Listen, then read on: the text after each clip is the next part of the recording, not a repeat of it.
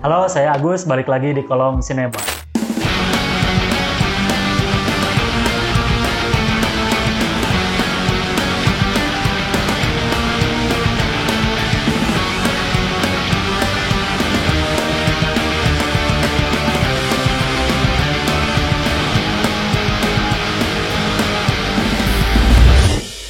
Setelah sekian purnama tidak nongol di layar YouTube kawan-kawan, mungkin 1 atau 2 bulan Kolom Sinema sempat vakum, tapi akhirnya sekarang saya balik lagi. Kenapa kemarin vakum? Karena 1-2 kesibukan rutinitas yang benar-benar tidak bisa ditinggalkan dan memaksa saya harus memilih untuk meninggalkan terlebih dahulu Kolom Sinema. Tapi jangan khawatir, sekarang mungkin Kolom Sinema akan berjalan seperti biasanya lagi kawan-kawan, dan kita siap untuk ngobrolin film ataupun serial-serial yang lagi boom nih. Mau itu serial luar ataupun lokal, mau itu film luar ataupun lokal, yang jelas kalau itu memang layak untuk kita obrolkan, pasti akan kita obrolkan. Ada satu serial keluaran Marvel Cinematic Universe yang tayang pada bulan Juni tahun 2023. Mungkin menurut kawan-kawan ini sedikit telat, tapi kalau menurut saya, kalau saya belum membincangkan serial ini, rasanya ada yang kurang. Sekaligus untuk membuka kehadiran Kolom Sinema lagi yang sempat vakum beberapa bulan. Judul serial itu adalah Secret Invasion.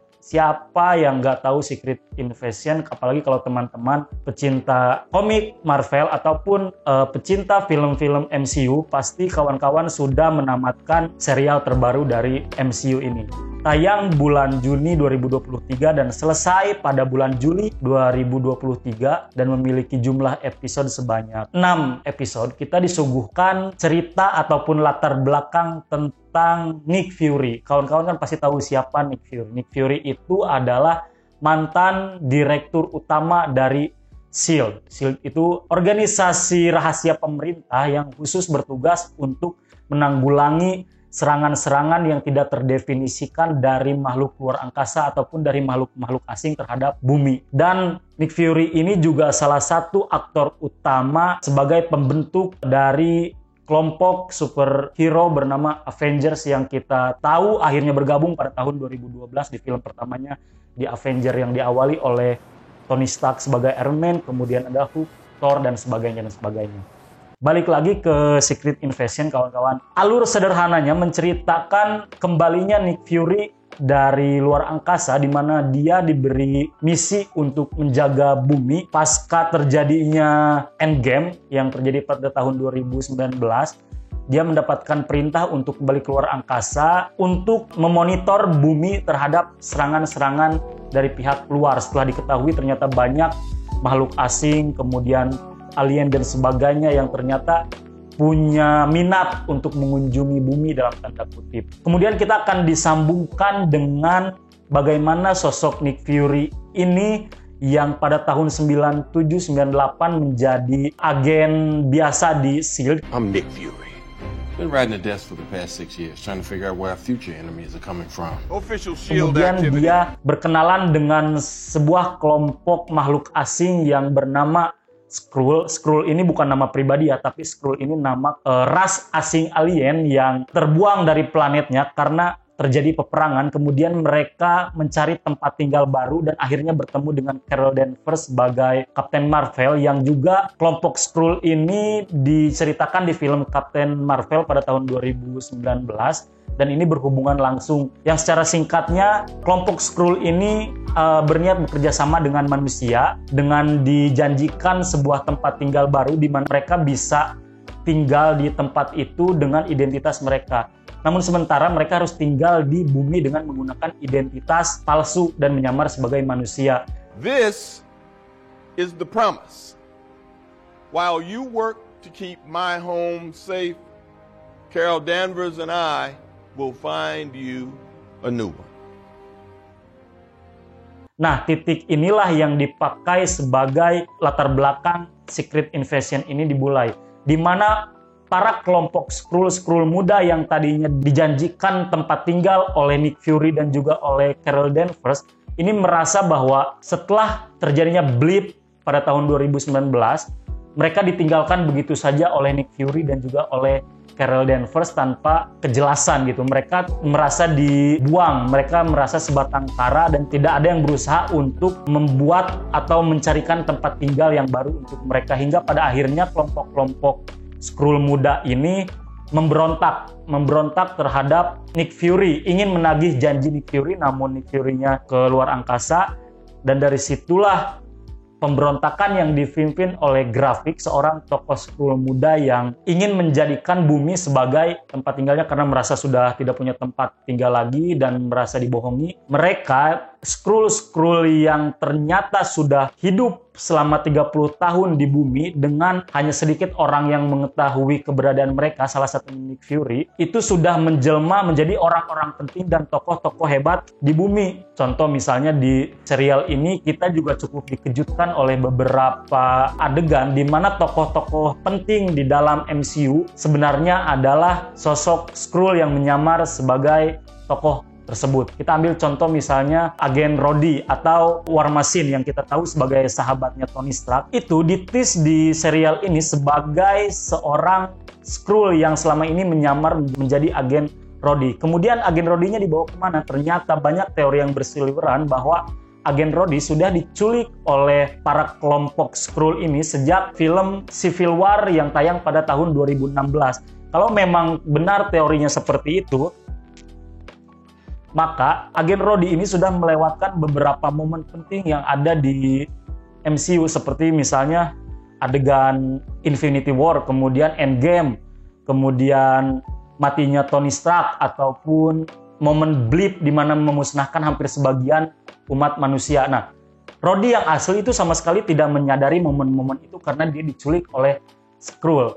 Kemudian di adegan pertama juga kita diperlihatkan sosok Everett Ross yang merupakan agen penting juga di MCU. Dia juga bisa ditiru oleh Skrull, dan memang Skrull ini salah satu ras alien yang memiliki kemampuan untuk mampu meniru siapapun dengan hampir 100% akurat gitu. Kecuali beberapa orang yang mengetahui bahwa mereka adalah Skrull, dan Skrull ini bisa dilihat kalau mereka sudah dibunuh maka wujudnya akan kembali seperti semula. Nah, kelebihan dari Secret Invasion ini, kita ditis latar belakang dari seorang Nick Fury yang kita tahu dari tahun 2008 sampai 2022 Nick Fury ini adalah seorang direktur yang sangat misterius. Kita tidak tahu bagaimana masa mudanya, kita tidak tahu bagaimana latar belakangnya, kita tidak tahu bagaimana hubungan dia di luar dari menyelesaikan misi-misi penting untuk menyelamatkan bumi. Nah, kita tidak tahu. Di Secret Invasion ini kita diberikan gambaran itu, bagaimana pergolakan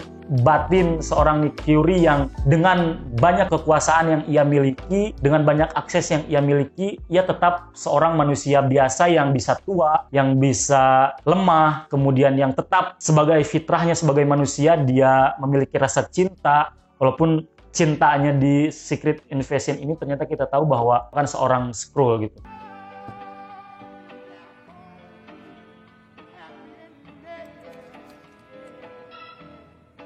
Better? Almost. Kemudian Secret Invasion ini jelas menjadi jembatan bagi film-film MCU ke depannya ya. Banyak plot hole yang sengaja ditinggalkan oleh Secret Invasion ini ya untuk menjadi bridging antara Secret Invasion dengan film-film proyek MCU selanjutnya. Contoh bagaimana tokoh Geiyah sebagai seorang Skrull yang memiliki kekuatan dari beberapa anggota Avengers yang disebabkan oleh The Harvest. The Harvest ini semacam proyek untuk mengumpulkan DNA anggota Avengers yang pada serial ini diambil oleh Graphic untuk membuat dirinya sekuat mungkin. Carol Danvers' DNA, along with the Avengers that you and your team collected. The Harvest. Tetapi selain Graphic, ternyata Geiyah juga menggunakan The Harvest ini dan menyuntikkan serum The Harvest ini ke dalam tubuhnya yang membuat dia memiliki beberapa kemampuan para anggota Avengers, seperti kekuatan dari Hulk, kemudian kekuatan dari Mantis, kekuatan dari ya banyak lah. Dan di spill juga kata sang direktur film ini bahwa di masa depan nanti GIA akan menjadi salah satu sosok penting, menjadi salah satu sosok terkuat dalam semesta MCU di proyek-proyek kedepannya. Di samping kelebihan-kelebihan dari serial ini tentu pasti ada kekurangan-kekurangannya. Yang paling kerasa menurut saya, walaupun dengan tiap episodenya berdurasi 50 menit itu tidak kurang kalau menurut saya. Tetapi banyak hal-hal yang tidak penting dan tidak membangun kesolidan cerita ini dimasukkan di dalam naskahnya gitu. Kalau menurut saya dengan 6 episode ini justru bisa membuat sesuatu yang lebih istimewa. Contoh misalnya adegan Maria Hill yang kita tahu sebagai agen paling berpengaruh kedua setelah Nick Fury di S.H.I.E.L.D. di dalam series ini mati begitu saja tanpa punya pengaruh yang heroik. Dia dibiarkan mati begitu saja. Kemudian tokoh Telos juga. Telos menjadi salah satu tokoh Skrull yang penting juga dan mati begitu saja gitu tanpa meninggalkan legasi apapun. Nah, seharusnya hemat saya gitu, tokoh-tokoh ini jikapun memang sudah diplot untuk mati, karakternya sudah selesai, setidaknya mereka mampu meninggalkan legasi-legasi penting bagi keberlangsungan semesta Marvel. Kemudian di ending yang sekitar 36 menit di episode ke-6 ini, saya kira pertarungan antara grafik melawan GIA ataupun melawan Nick Fury itu akan berlangsung epic. Tapi ternyata ya begitu saja gitu, selesai begitu saja. Padahal grafik ini bisa jadi villain yang kuat gitu di proyek-proyek masa mendatangnya Marvel. Tapi selesai begitu saja di serial ini. Sejauh itu tidak ada lagi yang cukup menarik. Tapi setidaknya balik lagi ke awal bahwa Secret Invasion bisa menjadi jembatan yang penting. Seperti Rhodey yang tidak menyaksikan secara langsung beberapa momen penting di MCU dan kehilangan sahabatnya Tony Stark. Dengan begitu, saya yakin dia pasti akan benar-benar menjaga warisan yang ditinggalkan oleh Tony Stark. Dan ini akan bersambung ke serial selanjutnya. Serial yang fokus terhadap Rhodey ini, yaitu Secret Wars atau War Machine kalau nggak salah gitu judulnya, saya lupa. Itu aja mungkin kawan-kawan yang bisa saya obrolkan terkait Secret Invasion ini. Mudah-mudahan kawan-kawan juga sudah menyelesaikan episodenya yang berjumlah 6 episode. Kalau belum, langsung saja masih bisa ditonton di Disney Hotstar Plus. Kemudian kalau kawan-kawan punya anggapan lain, boleh tulis di kolom komentar.